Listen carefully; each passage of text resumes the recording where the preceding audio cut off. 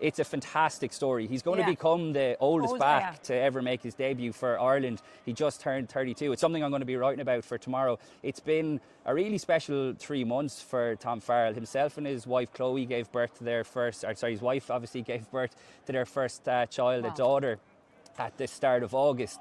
In October then, he had that sensational performance at Croke Park when he scored that brilliant try off Jack Crowley's chip. A few days later, Munster announced that he signed a contract extension until 2028, which is a really good show of faith in him. And then a couple of days later, he got called up to the Ireland squad. Now, a month later, he's going to make his Ireland debut in front of his family. And what a story it is. Like I said, 32 years old. It just shows that the door is never closed. And he's there on merit. I don't think, we know that Andy Farrell doesn't hand out cheap caps, but it's a brilliant story, and I think it will give lots of guys who've been banging on the door for years hope that, you never say never, and if you keep sticking at it, because Tom Farrell's career, Sinead, has been a real story of resilience. Got let go by the Leinster Academy, went over to Bedford Blues in the Championship, was picked up by Connacht, and then he got let go by Connacht, and he kind of found himself in a bit of no man's land. Munster picked him up, and like I said, now he's got a contract at 28. It's a fantastic story. I'm really looking forward to seeing what he brings, because I think he'll add something different to the 13 channel.